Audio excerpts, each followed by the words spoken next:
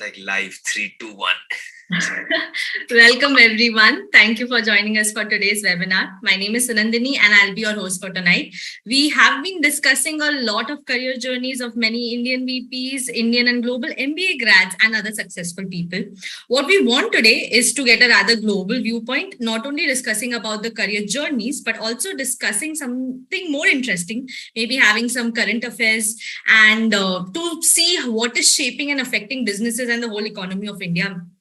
And how can you be a part of an organization that has the power to change or impact the world on a global level? And what better way to know and understand this than an Indian who is currently working at IMF, that is the International Monetary Fund, a major financial agency of the United Nations. We have with us Mr. Vatsal Nahata, who is a research associate at IMF, an ex-consultant at World Bank, Yale and SRCC Alum. He's skilled in R, Python and machine learning, and he'll tell us if there are more skills that he has soon. And he also self-taught himself machine learning in 3 months. That is something we will pick up and talk about during this webinar. So if you have any questions during the webinar, just put it across on the live chat and we'll take that up at the end of this webinar. So really happy having you here, Vatsal, and want to learn so many things and get a more global scaled knowledge or learning from you. Thanks a lot, Sunandini, for like the very, very warm introduction. And yeah, I'm really looking forward to this. And thank you for like giving me your platform to, be able to reach more people and like talk to more people. I think I'm really looking forward to it. So yeah, thanks a lot. Great. So Vatsal, please help us understand you a bit better. And so I want to get back to your schooling days and like, were you very clear with economics and were you an ambitious kid when you were in maybe 10th or 12th? So economics, not really. It's something that happened more to me towards the end and more about like what marks and stuff I got. So I didn't honestly know in class 10 or 12, I really want to do economics or not do economics. I was pretty much open to like, it was mostly like, whatever I get in my ISC class 12 board exams, I'll just go for that. And I come from Kolkata originally. So I went to St. Xavier's Collegiate School, Kolkata. And St. Xavier's College was a very natural option. So it's like literally everybody who like studies in St. Xavier's School ends up getting into St. Xavier's College, right? But for me, it was more like, let's see what my board marks are, and then I'll see, what I'd want to do. So I was open for like BBA, CA, actuaries, BCom, economics. Like I was pretty much open to everything, like in the non-tech side, of course. And in terms of ambition, yes, like I think that's one thing that my grandfather had a very important role to play. Like, he like, started his first business when he was like 14, 15 years old. Him and my grandmother lived in like the slums of Kalakar Street in Bada Bazaar for like almost like 15 years before like, he made it big. He made a success of himself. So he was self-made. And he, sort of always kept telling me that, mediocrity should never be an option and you should keep trying, you should keep like succeeding, you should keep like he really would, every morning like he would watch the TV, and when we were eating breakfast like he would tell me these things, right? So breakfast ke saath I got the dosage of like being an ambitious person because of him. So broadly, yes, that's what sort of my background was like. Yeah. Got it. So during your bachelor's itself, I think you did a lot of internships, and like some of the best known places were Paytm with Government of India, and also you were a delegate at UN during your bachelor's. So first question is, how did you even get these internships? Yeah, so I think I'll give a little bit more context, right? So like, it'll be a little weird to say this, but at my core, I am a pretty insecure person in the sense that if I see people around me succeeding and, killing it, I really get motivated that way. There's a lot of self-drive as well, but like in SRCC, that is why like SRCC was a blessing for me, because there were so many high achievers over there that I really was like, I have to kill it. I have to do better stuff. I can't just sit and like, pass the buck or do like the ordinary stuff. So that's how like I tried to do with internships as well. I was like, let me try something that other people don't, because in college, like there were basically two ways of getting internships. One was like companies would come on campus and like try to hire you. But in those days, I don't know now, but in those days, like this is like 2017, 18, 2016, 17, 18, not a lot of companies would come specifically for internships. Okay. There was JSW, there was like a bunch of other companies, but they were far and few beyond basically. And then the other way was people had some source or contacts or some referral and they would try and get an internship. So my logic was, let me try and bypass this process and let me like do something that other people don't, which was basically that, agar company mein job lagani hai, just talk to the people who are in that company, right? And like that was literally like the most, like a very basic thought I had. Supposing if I want to say work at Inside IIM, I want to do an internship at Inside IIM, I would just reach out to people at Inside IIM. Like that was literally my logic. And LinkedIn pe, what I saw was that there were many, many people who were so accessible. And in those days, now the privacy features have changed a little, but in those days, it was like, if you sent a connection request to anybody and they accepted it, you would immediately get their email ID, right? So I would just send like connect. And I would like get their email IDs and I shooted about 50, 60 emails, both like when I interned in the, under like the chief economic advisor, like in the Ministry of Finance, and when I interned with Paytm Payments Bank before they had launched. There were like literally like 14 people in Paytm Payments Bank when I joined. So it was like growing a lot. It was like very exciting things happening. Every day the product was changing and stuff. But yeah, my logic was, let me just reach out to people, and it thankfully worked. Yeah. So networking in your own ways. Exactly. It was like, I would literally just send them an email, like try to write a nice 2-3 paragraph email, which now when I read it, I'm like, wow, this is like a really cringe email. Like my email writing skills are really bad. And I would attach my resume and I would just tell them, that I am very hungry to work. I will work hard. I will push myself. I will self-teach myself things, because my thing was, I want to get internships because I want to get ahead in college compared to my peers. And even like, as you said, like, I was able to attend 3 international summits in college, the UN being one of them, as you said. And maybe the thing was, what more can I do with my profile? And like, basically, like by the end of 3rd year, when companies are coming on campus, every company should shortlist me, was like my logic. And I was very fortunate that my closest friends are also very, very high achieving people. So having them in my surrounding, like really helped me work hard and like do these kind of different things. Yeah. Got it. So now from the skills perspective, I saw that in 2018, I think you completed your bachelor's, and in 2019, you joined Yale. So, and in between, you also know R and Python. So I want to know if R and Python were part of your curriculum, or did you learn it differently, like separately? And the second question is, what was the, exposure that you got that you thought that, okay, Yale was the next big step that you want to take now? Okay, so I'll answer the first part, like the second question first, right? Like why Yale? So, I mean, by the end of 3rd year, there were like 3-4 options that like basically everybody took, right? Either people went for a job, or they applied for master's programs abroad, or they went for like the IIM. So my roommate ended up going to IIM Ahmedabad, or like people would attempt UPSC, right?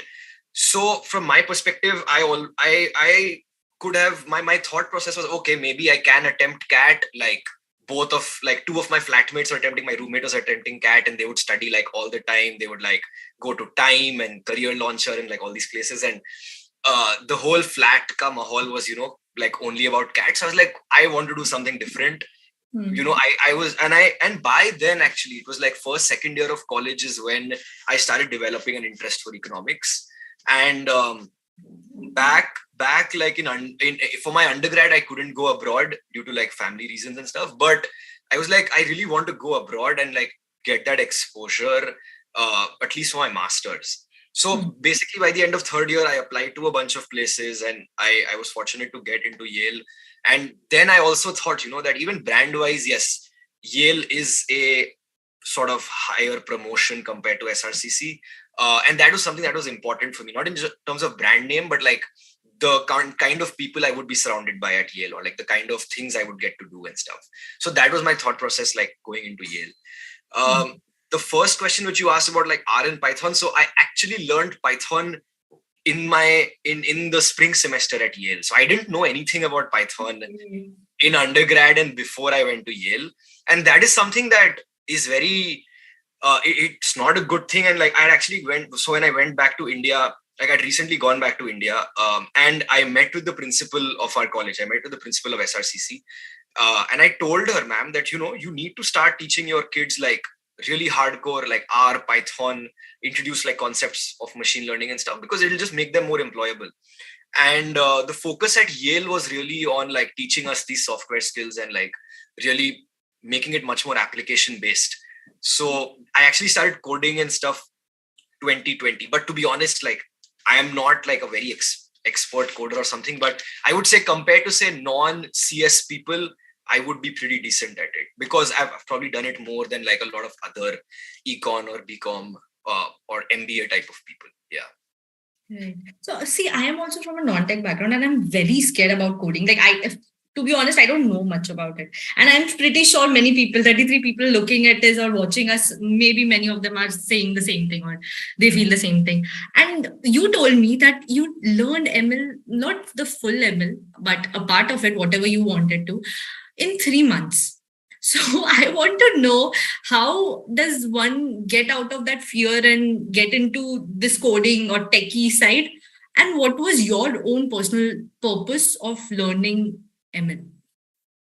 Okay, yeah. So yeah, there's a two-part answer to this. So the first bit is that during the spring semester, we actually had a professor at Yale, Professor K.C. King. He has actually self-taught himself like R and Python and machine learning himself. So he's actually, if I remember correctly, he did his PhD in history.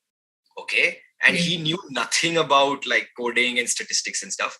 He self-taught himself everything to the point where, the FBI and like the Department of Defense and stuff are his clients. And like he consults for like the White House Artificial Intelligence Commission and stuff. So he really made it. So he took this course at Yale where, he sort of told everybody that I only want people who don't have a CS background and who are really interested in like learning this from scratch, and I will teach you everything from scratch. Okay.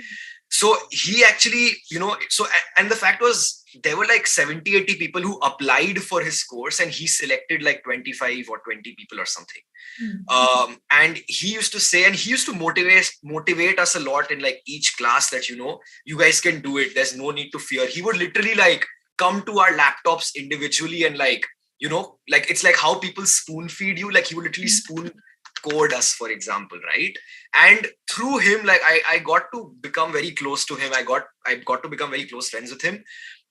And my thesis project for his class was basically like I web scraped Warren Buffett's annual shareholder letters of the last 50 years and did some natural language processing on it. And that sort of thesis, like I got the highest rank in that class, basically. And it was based because of like Professor King that, he motivated me a lot. He told me to do this kind of stuff. So that's the first part.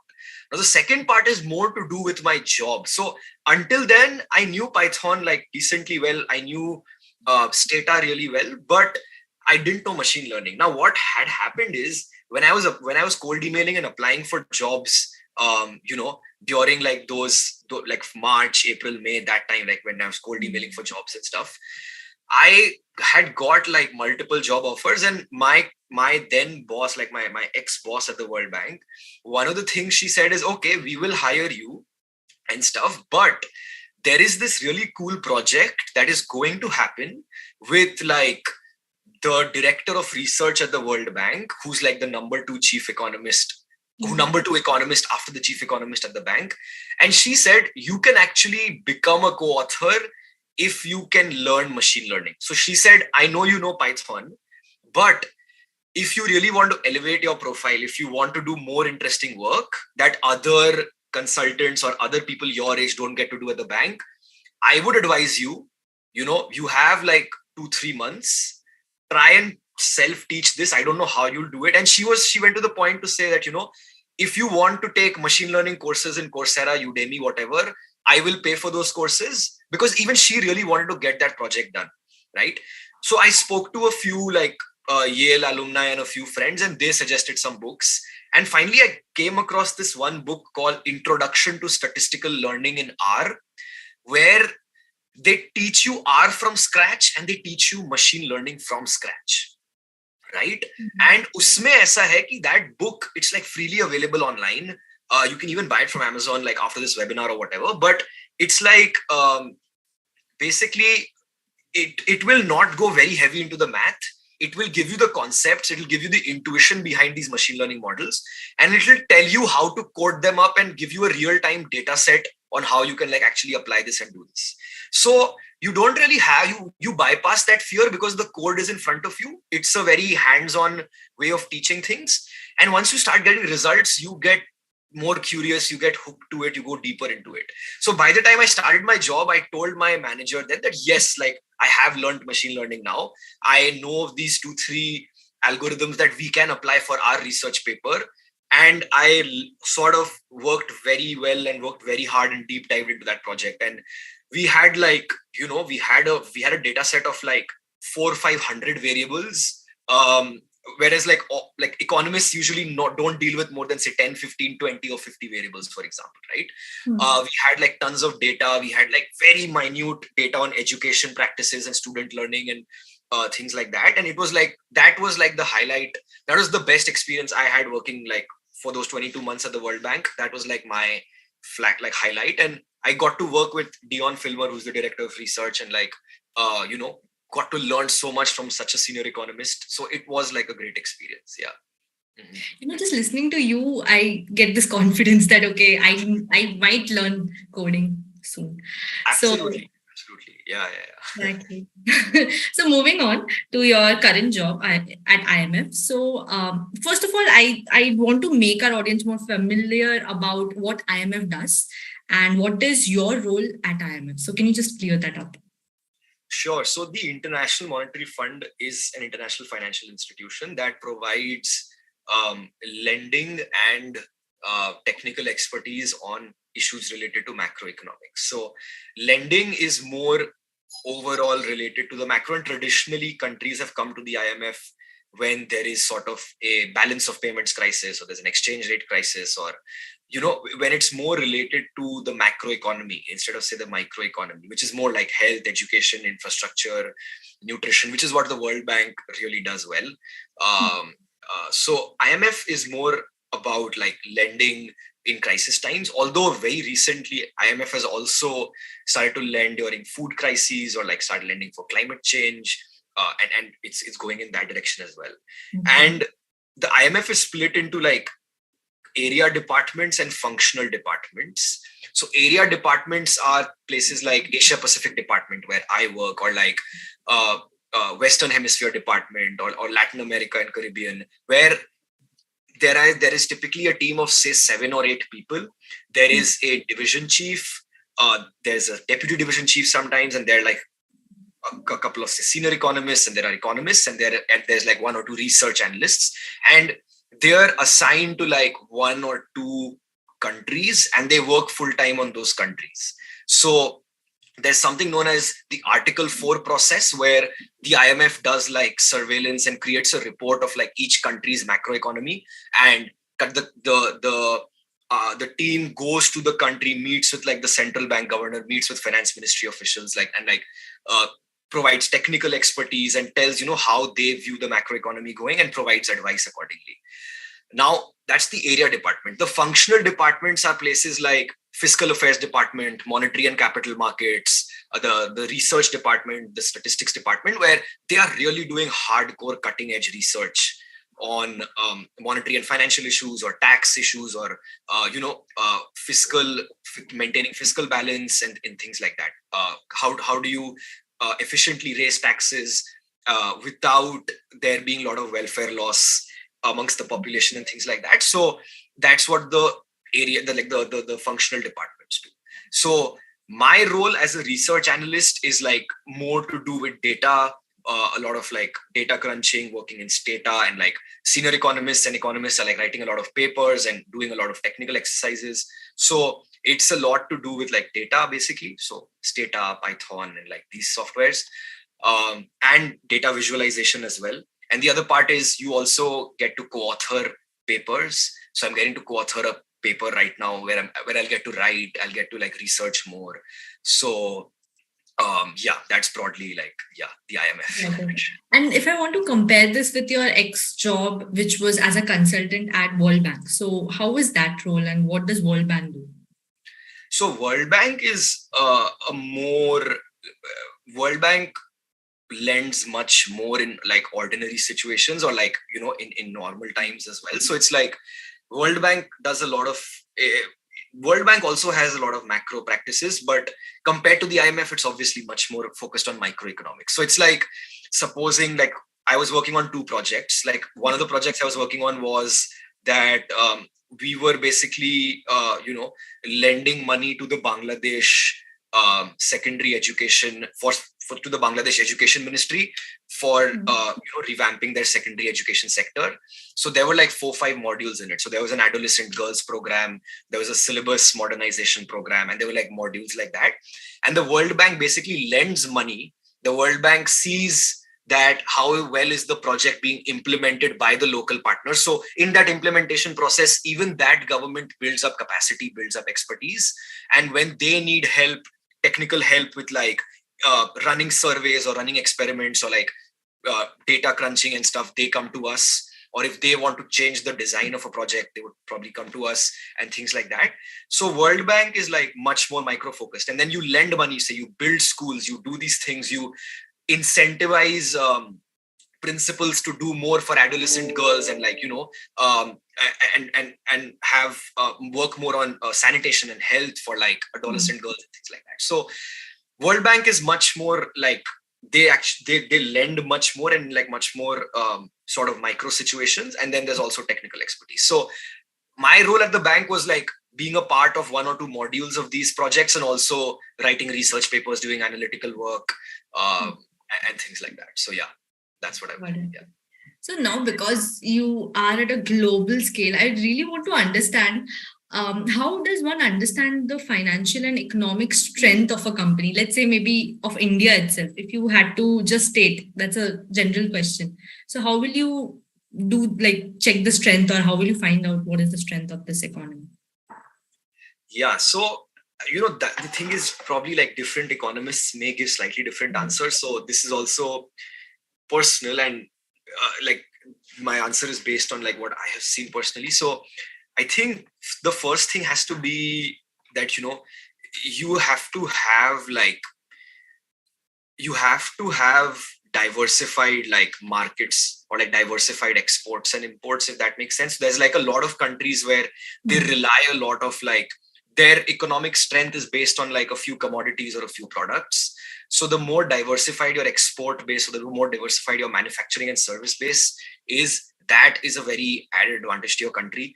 Second, like macroeconomically, the country should be stable. So low inflation, even though right now we're going through a difficult period, but stable exchange rates, low inflation, good foreign exchange reserves to like, maintain capital flows across borders and across countries is very helpful. The third thing would be, of course, like the end goal is, of course, GDP growth. So how do you enable GDP growth? And then the question becomes, is that country doing a lot to drive the factors that like enable GDP growth? So not just focus on like how efficient your markets are, how efficient productivity is in that country. What are the barriers to like, for example, start businesses or conduct businesses efficiently? How is the human capital and health of the workforce? That becomes also very important. And then in terms of more higher order things, it's about, do you incentivize entrepreneurship in your country, which I think is something that India is doing really well right now, right? Or how is the regulatory apparatus, which is something RBI, SEBI are actually like thought leaders in what they're doing, right? With UPI and the stock exchange and everything. So there are multiple things you have to look for in an economy. But if you look at the successful economies, they've been export powerhouses, they've been manufacturing powerhouses, they have diversified supply chains, diversified industrial bases and product bases, and stable exchange rates, manageable inflation, high foreign exchange reserves. These things go a long way. Yeah. And do you think like in these last 6 to 7 years, is India doing well with BJP government coming and they are performing and whatever financial changes that they have brought? So do you think these are some like, I'm not saying there might be positives and negatives for sure. All decisions can be good or bad. But do you think the positives weigh more than the negatives? Or what is your opinion on the economy right now? So I think what we need to focus, I think, as a country is, um, try to make sure that our growth is working for the bottom 50% of the population as well. And I think I've read a lot of papers, and I broadly agree with those papers, that India's economy is being powered by the top 50 million or 100 million or 150 million people, right? In terms of consumption, in terms of investment, in terms of purchasing power. So how do we create the levers for growth that more and more people, there's more inclusive growth, basically, where inequality does not rise, where shocks to the system like COVID-19 or inflation don't end up hurting the poor so badly that they cannot recover? Or how do you create policies that don't create so much disruption for the vulnerable and for the poor? That's the first thing. The second thing, which I think is, I'm coming more and more in agreement with this fact, is I think that we have to incentivize, we have to unleash individual creativity in any economy. So I think what right now is happening in India, where more and more young people want to start their own companies, more and more young people want to do their own things, this is really a driver for economic growth, like exponentially much more than, say, a lot of traditional other factors. So the United States, for example, or Israel or Germany, right? These countries are creative powerhouses in terms of enabling their people to start companies, or providing the apparatus to their people to like do things and create stuff, right? And that is how more and more jobs and employment is created, right? So that has been a very important shift, and the government and policymakers should definitely encourage that more, because you will see the effects of that. It's a more long-term thing, where in 5, 10, 15 years, you'll really see how far we have come as a country. And probably the last thing I would say is, in terms of the macro economy, having like very high forex reserves has been like good for India.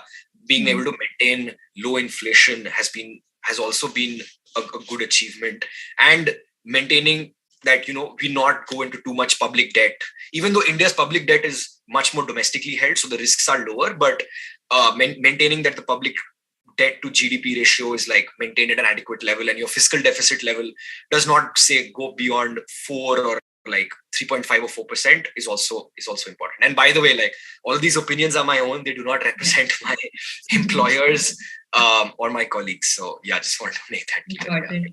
So you're surrounded by so many information. That is one thing, like data everywhere. So I want to really pick up your brains and understand, for the current scenario, like the global any economic development or any issue that we are currently facing that will impact Indian economy. Is there any kind of data that you have around that? So more than data, it's, of course, there is the data, but in terms of, say, macro trends, right, where you have like the Ukraine-Russia war, which has driven oil prices really high, and India being a very oil-thirsty country, obviously, because we have such a large population and we have a growing economy, that is definitely a risk. Second, China slowing down is also a risk, because the real estate sector in China is a very sizable part of their gross domestic product. So if the real estate sector is slowing down, that has a cascading effect, multiplier effect on more sectors of the economy and consumption and investment over there. So if China slows down, there is a threat to India as well, right? Because China is a huge market for our exports, and we also get a lot of imports from China.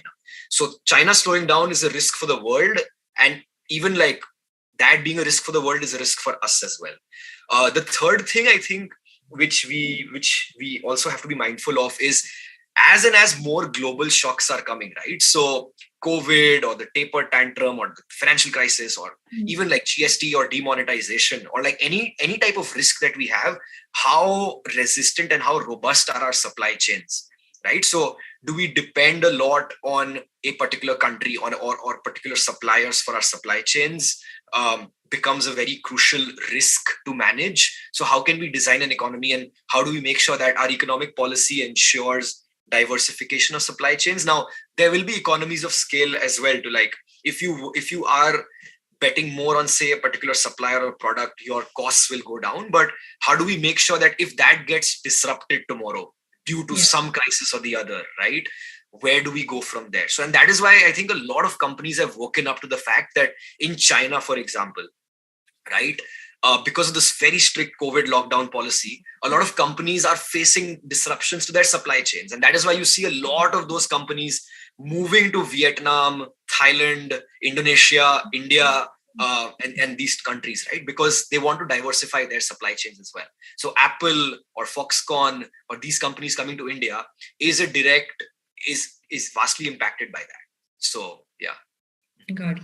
So before we move into the next segment where I want to talk about IMF and how, or World Bank, how do people get into those places from an Indian college, I really want people to just write up questions or just write it on the chat box if you have any questions before with Vatsal's journey or any current affair or anything that you want to ask. So now moving forward, so I'm very fascinated about this thing when I heard your story. So you are from India and currently you're working at a place which has the power to impact the world. And that is how I see it. It's IMF, it's World Bank, it's the world and a global aspect. So that is why I wanted to incorporate this next segment where I want to know how does one get into these globally impacting companies or agencies or institutions.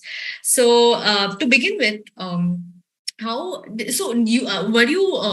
you get into IMF through Yale, or was it because what I know is abroad companies don't have placements, so you have to go and approach yourself, is what I've heard most of the time. So how did you get into IMF or World Bank for that sake? Yeah. So okay, so just a disclaimer firstly. Yeah. Impact is a very subjective word, and there are a lot of people doing amazing work and creating a lot of impact. So traditionally, even though, it's like World Bank and IMF are ultimately, say, advisors to governments, or like, helping governments do their job more effectively. And governments also rely on a lot of other people. So we are part of a broader ecosystem that is driving change and driving positive change. So it's not like we are like, there is impact, of course, but there are a lot of other people doing also like amazing work. So that's the first thing. Second, in terms of like applying for jobs and stuff. So, there is, of course, like the website and the jobs portal where you can directly apply. These places really have a great focus on diversity. So ensuring that the staff is very, very heterogeneous and represented from all countries. So in my team currently, there's one person from Armenia, one from France, one from Switzerland, one from Brazil, and there's another Indian as well in my team. So it's a very, very diverse team, right? So the first thing is these companies do focus on having diversity. The second thing is these are ultimately institutions that have economists in them. Right. So it's like how say consulting firms or investment banking firms would have a lot of MBAs, right? From ABC, LKI, or like a lot of these MBA colleges, for example, or Harvard, Stanford, Wharton. World Bank and IMF, from what I've seen, are economist heavy institutions. So people with a master's in economics or a PhD in economics really go like a very long way. And it really, like, even for me personally, I will hit a glass ceiling after a point of time because I don't have a PhD in economics. Okay. So I am the only person in my team who does not have a PhD in economics. Okay. So if I want to rise up the ranks, I will have to go back, even though it's not like mandatory, but there's just like such amazingly smart people that to compete effectively and like, to rise up the ranks, you need a PhD in economics. Right. So I think to work in these organizations, like you have to be very passionate about economics. You have to have, done at a minimum a master's in economics.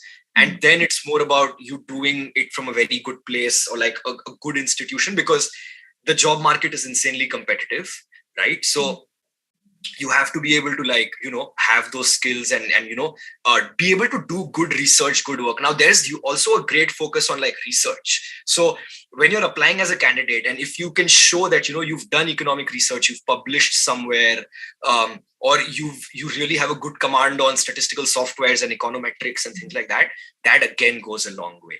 Now this is one sort of inlet, which is through economics. Now, but what is happening is both of these institutions are also increasingly hiring non-economists as well.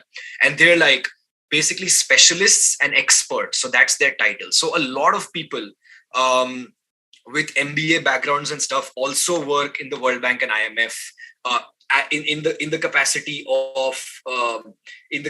of say a senior financial sector expert, or a transport expert, or a infrastructure expert and things like that. So there is also room for industry experts and industry people who specialize in a given industry to be able to go and work for the bank and the IMF as well. The IMF is going into climate change. It's heavily investing in cryptocurrencies. It's heavily the monetary and capital markets, or the fiscal affairs department, for example. They want, say, tax experts, or they want people who have a CFA, or people who have hardcore financial sector buy side or sell side experience. And there are people like that who are also in the IMF and the bank.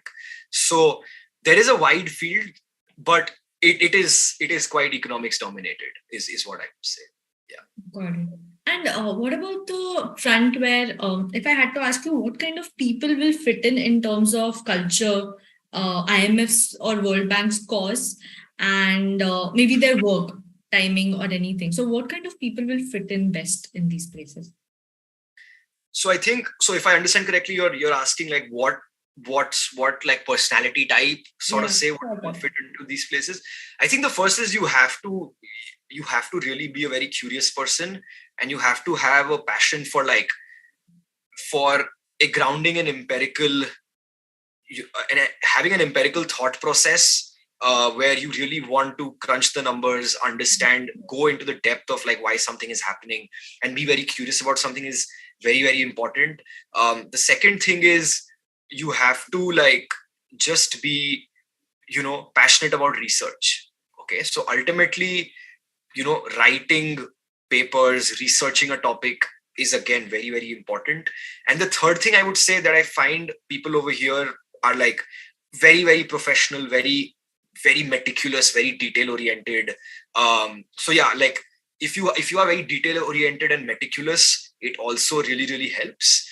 Now, if for say people on the lending side, right, say maybe people at the bank that I've seen a lot of them are very good persons as well, where they network with, they are able to establish good relationships with government counterparts and build a good relationship with them. So it's say how a partner at a McKinsey or any of these firms would have good people skills where they can really have good relationships with their clients. It's pretty much the same analogy where a lot of senior economists and lead economists and practice managers would have good relationships with their counterparts to drive work and collaborate and stuff. And the fourth thing is, of course, you have to have a very global mindset, because there's literally people from every country that you can find at the bank and at the IMF. So I have met more than Americans. I've met people from other nationalities in America. So, people from literally all parts of the world. I have friends from every country in the world at this point, So it's it builds a very global mindset in you, and you start thinking more bigger picture as well due to that. So I think I would say those would be some qualities. Yeah. Got it. And I just wanted to dig deeper into your colleagues or whoever there are, more kinds of people who are there in IMF or World Bank who are not economists, and maybe from a background like a consultant, because you advise the government to do something, which is a financial advice. Many people here in India, like consultants, they advise a business in that aspect in a micro level. But that's almost like you're advising. And the format is, I don't know if it's similar or not, but the idea is same behind it. You have different causes. So I want to know if you have seen people from BCG, McKinsey, Bain, or maybe some other place like JP Morgan coming up and working at World Bank or IMF? Have they done this transition to work in a more global scale? Yeah, so the first thing is I do find a lot of um, people with these consulting backgrounds. So to be honest, I have only been about 6-7 months at the IMF, so I may not be that well versed with the org structure and like with employees in general. But I have seen that at the bank, for example, there were teams where, so say there's a sovereign wealth fund team at the World Bank. Okay, all they do is they advise governments on how to set up their own sovereign wealth, private equity, and venture capital funds. Right. There are people from there who have worked at McKinsey or like BCG Bain or like consulting firms, or who have worked at JP Morgan, for example. Right. There are people there's a EFI practice, equitable finance and institutions practice at the World Bank. There are like consultants I have seen. So there are people from consulting backgrounds who've also been there. I think more than the way to look at this more is the World Bank or the IMF will hire you or will want you either if you have a strong background in economics or if you are an expert in an industry. So it does not matter if you come from MBB or you come from Goldman or JP Morgan and these places. It's more that when you were consulting or when you were in investment banking or whatever, do you really know an industry very, very well? Do you really know, are you an expert to the point where you can advise governments? Because governments are doing everything and anything we can think of, right? So in terms of like helping people, so they want people who are experts, and those experts can be people who have a consulting background, who have an investment banking background. So, and that's the beauty of a place like this, like the bank and the IMF, is there'll be people from very diverse places as well, as long as they can sort of prove, or as long as they have a track record of expertise in a particular sector. That becomes like the key thing. The other thing is there's also this organization called the IFC, which is the International Finance Corporation, and they're sort of the private sector arm of the World Bank. And what they do is they do impact investing. So they basically do like private equity investing on behalf of like the World Bank into like private companies. And a lot of people over there are in fact people who have like MBAs or who have worked in like consulting or investment banking and stuff. Like one of my close friends, he worked for like a sell side boutique investment bank in Mumbai for 3 years, and then relocated to Washington, DC, working for the IFC as an investment analyst, right? So there are all of these types of people, but it's more like, do you have expertise or do you have like concrete knowledge in a particular sector that you can actually advise the government on it? Is like the way you should, or you can contribute to the analytical literature or to the knowledge in that field, is how you should think about it. Yeah. Well, that's very well said. And I am done with my questions. So I would like to go on a Q&A and ask our audience if they have any more questions. So just text up whatever you have, and I'll start from the beginning now. So ready for this, Vatsal? Absolutely. Yeah, totally. Let's go ahead. So we have a first question. So I think this person is asking, what does World Bank do? So I guess the answer was given during the webinar, so we can take that there. We have Vishal asking, I'm preparing for RBI Group B exam. Can I enter the World Bank after that and get experience from these prestigious institutions?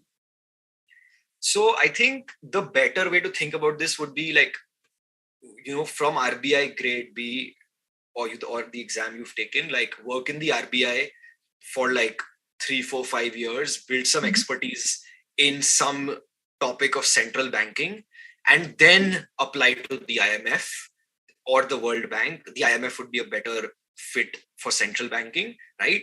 And that's a great way to enter. So I know one of my colleagues who works in my team, he used to work, he worked a lot in the Central Bank of Armenia, and he built like expertise in a particular function, central banking, and he understood central banking very well from a country perspective. And then he came to the IMF. Similarly, I know a person who worked in the African Development Bank for a while, gained expertise in fiscal affairs, gained expertise in like policies and development policies related to like macro stuff, and then he came to the IMF. And there are people who work at the RBI, or like there are also like, I don't remember the name of the person, but I have seen a profile of a person who worked in the RBI for like 5-6 years and then came to the IMF. So the idea is you build expertise by working in RBI or wherever you are, and then you sort of apply. That is a much rewarding career trajectory. Yeah. Got it. So I hope the answer was clear. And then the next question is, what are your thoughts on the resurgence of the private equity market? Do you think it can be regulated, or do you think it's going to be like the Wild West, like in 80s?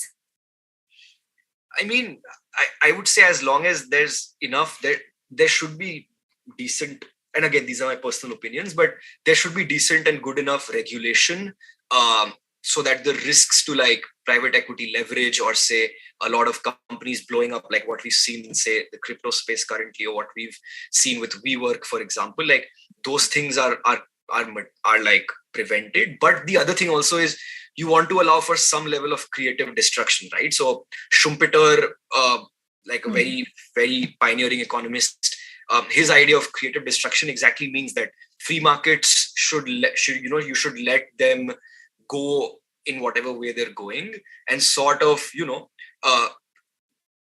not let too many risks spill over to the broader system, but ensure that private players also have the correct incentives to be doing the correct things. For example, during the financial crisis, right, which was like probably the biggest blow up we've seen that impacted like the world, the incentives of like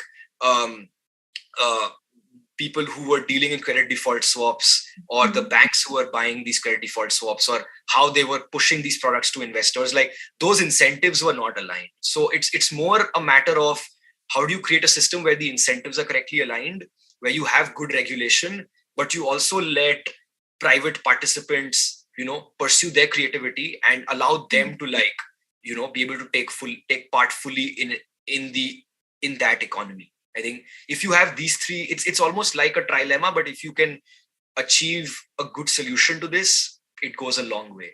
Yeah. Got it.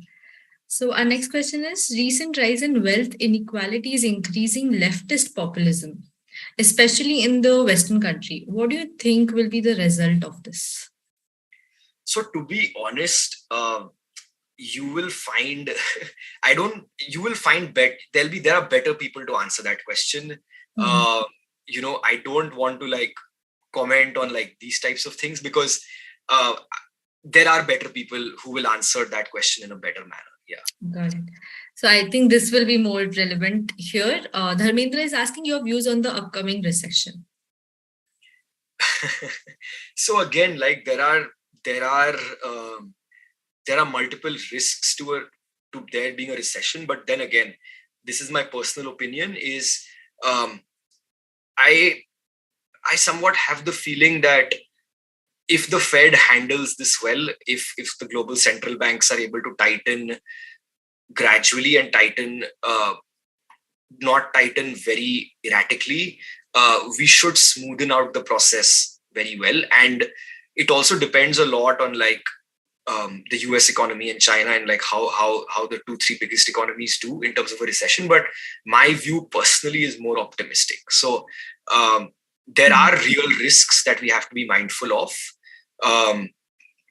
with the global economy, but it's also the point that, for example, India is doing well in terms of economic growth, in terms of GST collections, in terms of a lot of factors, because it's not as well integrated or like dependent on, say, other countries compared to how a lot of, say, European countries are dependent amongst themselves, right? Or how countries are dependent on China, for example. So even during the 2007-8 financial crisis, right, India was able to withstand its impact and not be impacted that much because our financial system and our capital flows were not as integrated with the rest of the world's. So even like the IMF managing director said that India is a bright spot in today's economy. So don't think about the world recession per se. Think about how that affects the place you work at, or like the local economy in your country or your state, or like think more local. Like there will be global factors, but local factors also mitigate a lot of those global factors, right? So a lot of local factors that are specific to India, for example, have been successful in mitigating past crises and past spillovers. And the financial crisis is a good example of that. And governments, of course, have a very important role to play in that. But I would say I am personally more optimistic that hopefully there will not be one. Yeah. Got it. So next question is by Arco. I hope I'm pronouncing it right. I'm pursuing CA final student, undergoing industrial training at GS. I wish to explore my career at IMF or World Bank, where I can leverage my finance knowledge to impact the world. Can you share some guidance? So I would say, firstly, work and develop expertise in some field, or like, really work on good projects and do like good stuff. And then if you see an opening where people with your background are able to contribute well, go for that. And the other thing would be, try to use LinkedIn a little better in this sense. Try to see employees at the World Bank or IMF who you think are doing interesting work, and try to reach out to them or message them on LinkedIn, or like try to email them or something, and try to understand from them, if their specific team would require, do they hire say a lot of accountants and stuff. But my sense is, again, like, develop expertise, develop like core sector expertise in something, and then like you become a much stronger candidate. The second thing is, there are also like corporate and treasury functions within the IMF and World Bank where more like corporate finance people with a background in corporate finance and stuff are employed. So try to look at those teams as well. Try to like reach out to people in those teams, or like look at the website and stuff. And that should be like a very good starting point. Yeah. Got it. Him is asking, should I pursue economics to make a career in fintech? There are better people to answer this question, to be honest. But what I can tell you is, when it comes to economics, I think what your undergrad, the way you should think about your undergrad degree is, your undergrad degree basically gives you a lens to make sense of the world. It basically gives you a world view by which you comprehend and make sense of how the world works, right? That is basically 90% of what your undergrad degree does for you. This is like my personal opinion. So it's like, for economics is a great subject to learn. It really helps you make sense of why the world works in certain ways. But for fintech, I would say it would definitely help you in terms of having a good idea of like fintech and say incentives, and a lot of, I think economists can be great product managers because they understand incentives and they understand like economic structures very well. But the idea is, for fintech, you also need things such as say programming, or you need some background in engineering, for example. So I'd say there are better people who can answer this than me. Yeah. Got it. So Shruti is asking, hi Vatsal, how did you ensure to always stand out amongst the people around you? Also, do you have any regrets so far in your career? I recently wrote a LinkedIn post about regrets, so I think that's still fresh in my head. So in terms of regrets, I'll answer that part first. I think I do regret maybe not studying harder in my undergrad, because I could have gotten a higher CGPA. It doesn't really matter now, but maybe that's something I could have done better, because I underperformed compared to my potential.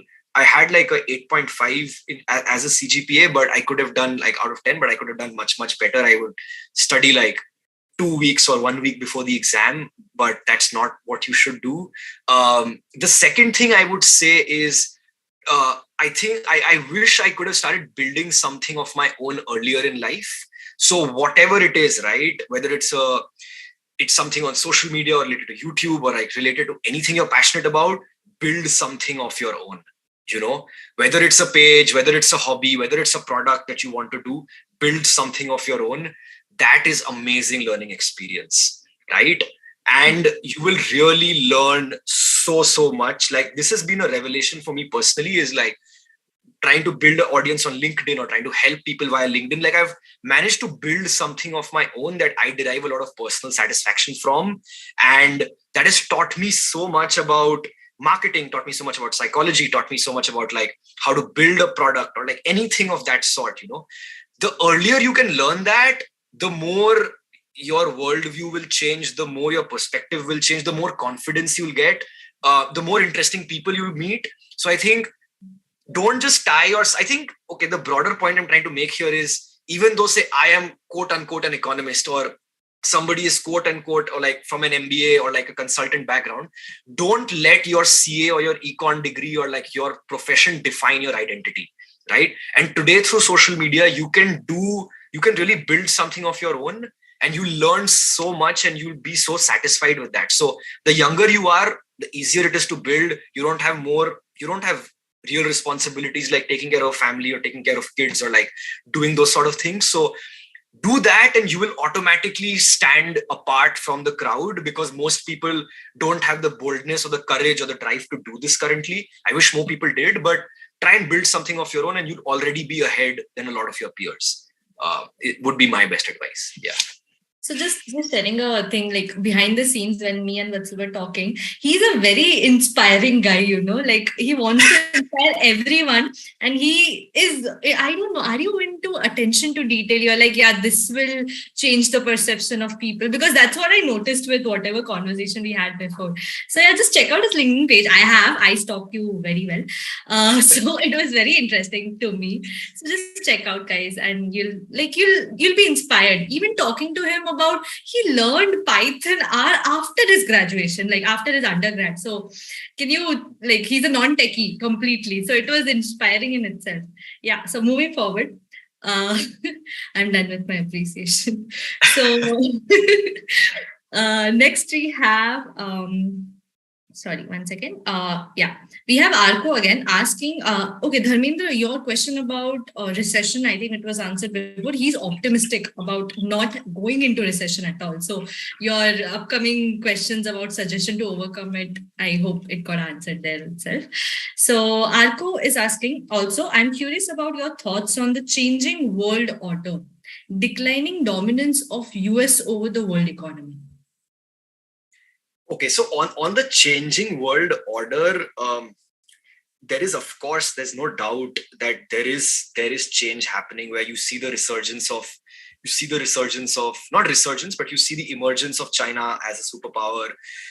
You see India also being in that position in 10, 15 or 20 years, and you see political fractures and issues in the United States. And again, all of these opinions are only mine. They do not represent my employers or like my colleagues. So I just want to make that clear. So I think in terms of there is resurgence and like there is a balance of power. There's some shift that is happening.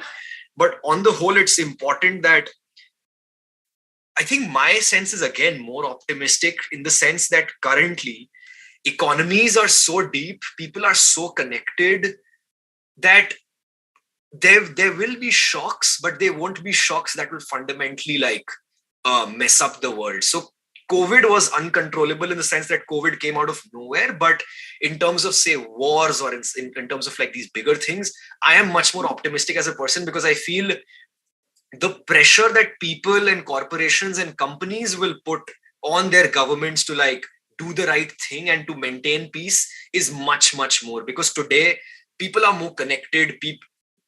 Companies are generating billions of dollars of revenue. They want to protect their supply chains. They want to protect their markets. People want to live peaceful lives. So I think there is going to be a shift. There is no doubt in that. But on the whole, I am very optimistic about the world going forward, because like we've come so ahead as a species, as a race. We've accomplished so much, especially in technology and like in improving living standards. Economic growth itself, right after the Industrial Revolution, is where economic growth really picked up, right? So compared to where we were 10 years ago and 10 years ago and 10 years ago, subsequently, the world has always improved. It's just that today, through social media, we just see it more glaringly. So we feel that, things are really out of control and stuff. But no, the world is a much more peaceful and better place than what it was 10 years ago, 20 years ago. This is my view. There is going to be a shift, but that shift will be orderly it will be handled in an orderly, dialogue-driven, diplomatic manner. Is what I'm optimistic about. Yeah. So I'll just take up one last question by Vicky. He's asking which Indian government organizations are similar to get into, like IMF or World Bank, for research roles as a graduate? Yeah, this is a very good question. So I would say really they're very good. So I would say there are three types of organizations that you can target. One is try to work as a consultant or as a young professional in any government ministry that is doing work of your interest. So like the Ministry of Finance is a great place, the Ministry of Corporate Affairs, the Ministry of Energy is doing like good work, Power Ministry, basically. So there are like a lot of these organizations that are doing good work. State governments are actually driving like the most exciting work. And this is something that people miss out in the broader discourse is people focus on the central government, people focus on like, federal agencies and stuff, but state governments are doing very good work as well. And I know this from like my conversations with a lot of IAS officers who work in like state cadres and state governments. So they're doing really cutting edge work. So reach out to those people, tell them what skill sets you have, any policy or project you want to contribute to and how you can contribute to those people. And I'm sure, you'll be able to find an opening. The second kind of organization you can work at is, again, places like the SEBI or RBI or NIPFP, National Institute of Public Finance and Policy, NCAER, ICRIER, Institute of Economic Growth, a lot of like government think tanks. RIS is a great place. So try to work in these organizations. And the third would be more like, there are also a lot of very good think tanks and like university affiliated research labs that are doing like good policy work, which is places like say JPAL or the Harvard Growth Lab or like the Center for Policy Research, or there's so many think tanks. There's Observer Research Foundation. They're all doing like interesting work. So try and apply and see, like map the landscape first and see what interests you and where your skill sets would fit well. Talk to like network with people directly in these organizations. You'll find at least one person who will give you advice and just go from there. Yeah, would be my best advice. Yeah. So I think we'll take up that last question. Guys, just wait 2 minutes. Maybe Vatsal has some work, so he has to leave. But for the questions, I'll just note down those questions and I'll get back to you in 2 minutes. So thank you so much, Vatsal, for joining us and giving us an insightful learnings, experience, and sharing everything with us. It was really helpful. And I hope you enjoyed with us during this webinar. No, I absolutely loved the conversation. I'm glad I could contribute and I could share my experience. And thank you so much, Sunandini, for reaching out. And it took us a while to schedule it and stuff. But I'm glad we could do this. And of course, if people want to reach out to me, I'm always available on LinkedIn.